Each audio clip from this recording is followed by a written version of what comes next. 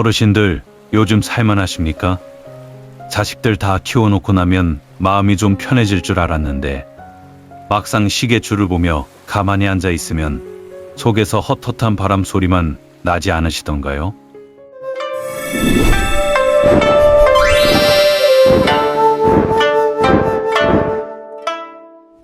남들은 그래요.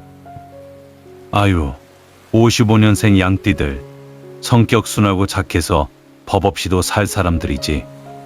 참 속 편한 소리들 합니다. 남들이 보는 내 모습은 순한 양일지 몰라도 정작 내 가슴 속에는 평생 남모르게 알아온 까만 불덩이 하나씩 품고 살아오지 않으셨습니까? 평생을 내 욕심 부리기보다는 남 눈치 보고 가족들 뒷바라지 하느라 내 몸 부서지면 줄도 모르고 앞만 보고 달려오셨을 겁니다. 그런데 지금부터 말씀드릴 내용 가운데 단 한 가지라도 내 이야기 같다면 오늘 영상은 끝까지 꼭 들어보십시오. 많은 분들이 왜 진작 이런 흐름을 몰랐을까 하고 말씀하시며 삶을 돌아보는 계기가 되기도 합니다. 물론 사주 명리학의 풀이가 모든 분께 동일하게 적용되는 것은 아니지만 내 삶의 방향을 돌아보는 하나의 관점으로 봐주시면 좋겠습니다.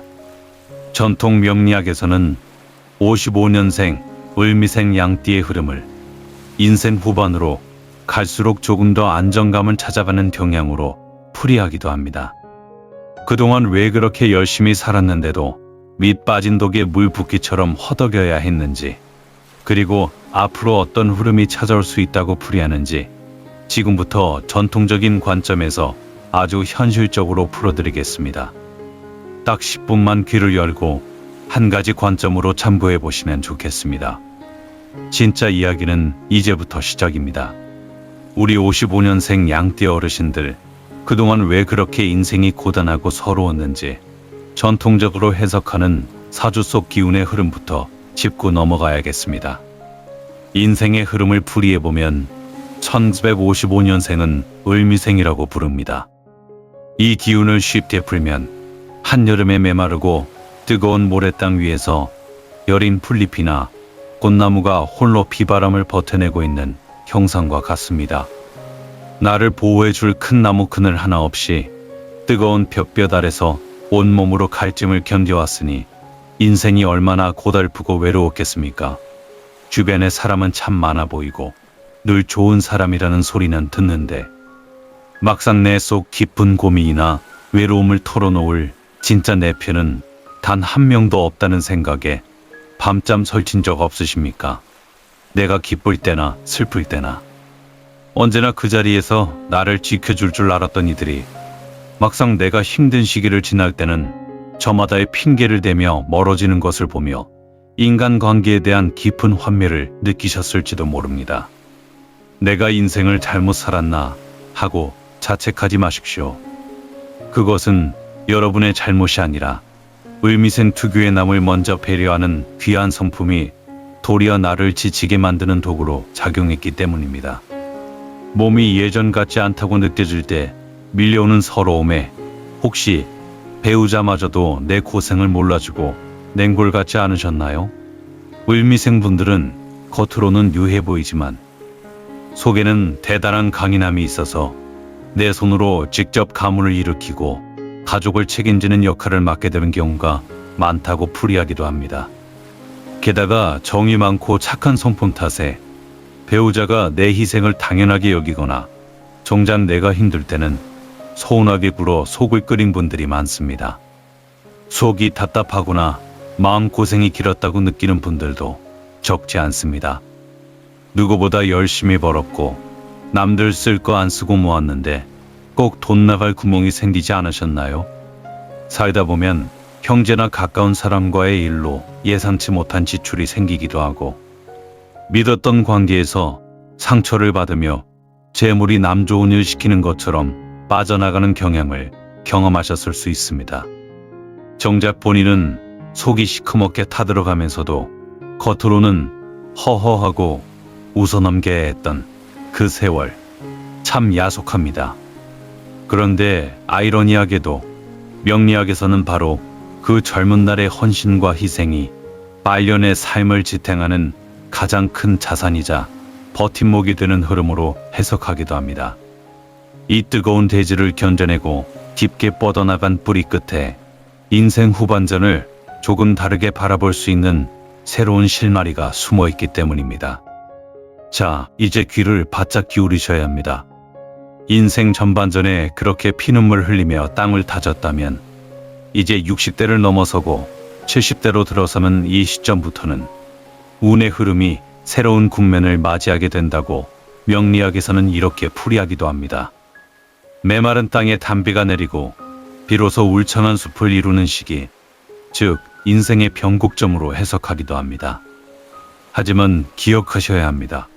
아무리 좋은 흐름이 밀려와도 내 항아리에 금이가 있으면 밑 빠진 독에 물 붓기입니다.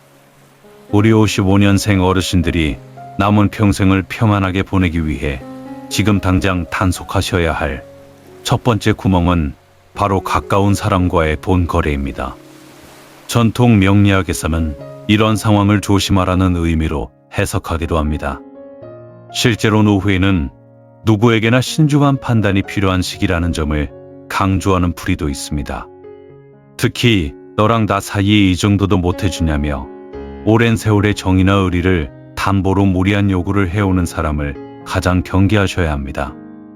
을미생들은 마음이 워낙 여려서 모진 소리를 잘 못하다 보니 상대방의 딱한 사정을 들으면 내 앞가림도 힘든 상황에서 빚을 내서라도 도와주려는 경향이 있습니다. 하지만 명심하십시오.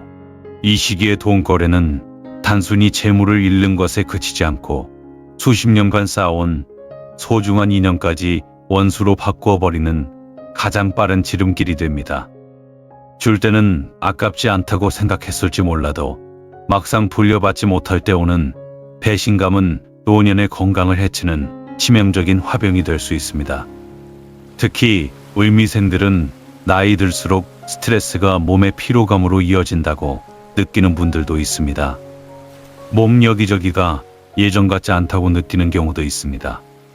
내 건강을 지키는 것이 곧 내 재산을 지키는 첫걸음입니다. 살다 보면 가까운 사람의 부탁 때문에 어려운 선택을 해야 하는 경우도 있습니다. 이번 한 번만 도와주면 진짜 재기할 수 있어 하는 애절한 목소리를 외면하기가 참 힘드실 겁니다. 하지만 명심하십시오. 이 시기에 마음이 약해져 건넨 양보는 미덕이 아니라 내 남은 안정감을 갉아먹는 원인이 될 수 있습니다. 을미생들은 정이 많고 귀가 순해서 강한 기세에 휘둘리다 몸과 마음이 모두 지치기 쉬운 시기로 느끼는 분들도 있습니다. 이 나이에 내 주머니에서 한번 잘못 나간 돈은 다시는 돌아오기 어렵다는 걸 기억하셔야 합니다. 이처럼 조심할 것만 딱 단속하고 나면 드디어 명리학에서 말하는 재물운의 흐름은 어떻게 해석하는지 함께 살펴보겠습니다. 그렇다면 우리 55년생 을미생의 닫힌 문은 도대체 언제 열리고 다가올 흐름은 어떤 모양으로 나타날까요? 명리학에서는 을미생의 말년을 천천히 창포가 차오르는 운으로 비유하기도 합니다. 한 번에 쏟아지는 큰 한방보다 삶의 주변에서 끊이지 않고 오래 이어지는 안정감이 이 흐름의 가장 큰 강점이라고 풀이하는 경우가 있습니다. 이 변화는 단순히 돈 몇 푼 들어오는 수준이 아닙니다. 자식에게 굽혔던 허리를 펴고 배우자 앞에서 당당해지는 인생의 의미 있는 변곡점입니다. 그렇다면 수많은 을미생들의 임상과 사주풀이 속에서 이 창고문이 열릴 때 나타나는 현실적인 변화의 조짐은 구체적으로 어떤 모양새를 띨까요? 명리학의 대가들이 강조하는 세 가지 대표적인 운의 흐름을 짚어드리겠습니다. 첫 번째는 밑 빠진 독처럼 새어나가던 지출의 구멍이 마침내 통제되는 흐름입니다. 평생 자식이나 주변의 요구에 휘둘리다 모질게 마음먹고 내 중심을 지켰을 때 신기하게도 수년간 묶여있던 문서나 해묵은 재산 문제가 비로소 해결의 물꼬를 트는 경향이 있습니다. 내 지갑을 닫아야 도리어 더 큰 문서운이 찾아오는 법입니다. 두 번째는 평생 남의 그늘에 가려져 기 한 번 못 펴고 살던 삶에서 내 이름 석자의 당당함을 찾는 흐름입니다. 60대 후반이나 70대 초반에 뒤늦게 시작한 작은 소일거리나 취미, 혹은 사소한 자격증이 인연이 되어 뜻밖의 고정적인 환경을 만들어내기도 합니다. 경제 적정 신재업 자립이 이루어지니 당연히 부부관계나 가족 안에서의 위상도 한결 부드럽고 끈끈해지게 됩니다. 마지막 세 번째는 내 여운을 피로하게 만들던 인간관계가 자연스럽게 정리되며 찾아오는 마음의 평온입니다. 쓸데없는 인연들이 떨어져 나가면서 일상이 가벼워지고 그 빈자리에 비로소 진정한 내 건강과 가문의 안정감이 채워지는 흐름이죠. 젊은 날 남 눈물 닦아주고 성실하게 뿌린 씨앗들이 비로소 내 말년에 단단한 알곡이 되어 돌아오는 흐름이죠. 인생 후반전의 대우는 삶의 안정감을 더해주는 흐름으로 해석되기도 합니다. 그동안 소홀히 여겨졌던 부모로서의 자존심, 배우자 앞에서의 당당함을 고스란히 찾아줄 것입니다. 늙어서 자식들한테 손 안 벌리고 꼿꼿하게 내 자리를 지키고 계실 때, 그때 진심으로 존경받는 법입니다. 그 첫 번째 행동은 내 마음에 막힌 숨통을 틔워주는 말의 습관을 바꾸는 겁니다. 오늘부터는 습관적으로 하던 나이 먹어 서럽다, 이제 다 살았다 같은 부정적인 말은 입 밖에도 내지 마세요.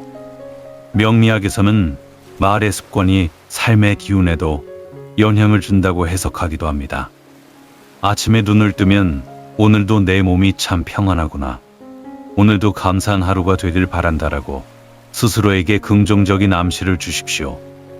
긍정적인 말 습관은 마음가짐을 다잡는 데 도움이 될 수 있습니다.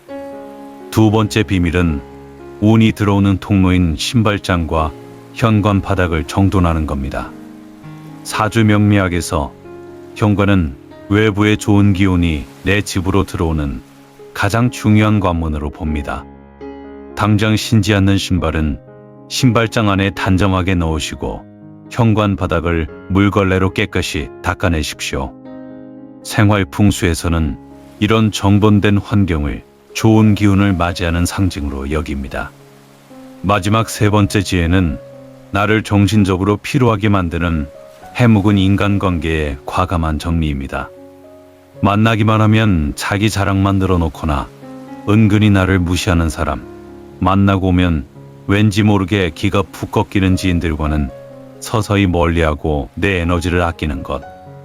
그것이 마음의 여유를 빼앗는 원인을 줄이고 복을 지키는 최고의 지혜입니다. 이런 작은 습관들이 노후를 조금 더 편안하고 여유롭게 보내는데 도움이 될 수 있습니다. 55년생 을미생 어르신들, 자식들 먹여 살리느라, 가정을 지키느라 정작 내 자신은 돌볼 겨를도 없이 평생을 참 치열하게 버텨오셨습니다. 남들은 모르는 그 외로움과 서러움의 세월을 견뎌내시느라 참 고생 많으셨고 정말 눈물겹도록 잘 살아내셨습니다. 하지만 낙담하지 마세요. 여러분이 흘린 그 눈물과 땀방울은 사라지지 않았으며 이제 단단한 열매가 되어 여러분의 인생을 채워줄 든든한 밑거름이 될 수 있습니다. 이제는 지나간 후회나 다가오지 않은 걱정에 마음을 쓰기보다 내 몸을 가장 귀하게 여기고 매 순간의 평안함을 선택하시길 바랍니다. 혹시 오늘 이야기가 내 이야기 같으셨거나 마음의 작은 위로가 되셨다면 아래 댓글창에 55년생 끝까지 잘 버텼습니다 라고 한마디만 꼭 남겨주세요. 모진 세월을 함께 살아온 수많은 동창들과 인연들에게 그 어떤 사주풀이보다 가장 강력하고 따뜻한 연대의 위로가 될 것입니다. 오늘 이야기가 가슴을 따뜻하게 적셔주었다면 앞으로도 여러분의 인생 후반전을 지켜줄 든든한 동반자라 생각하시고 구독과 좋아요로 마음을 보태주십시오.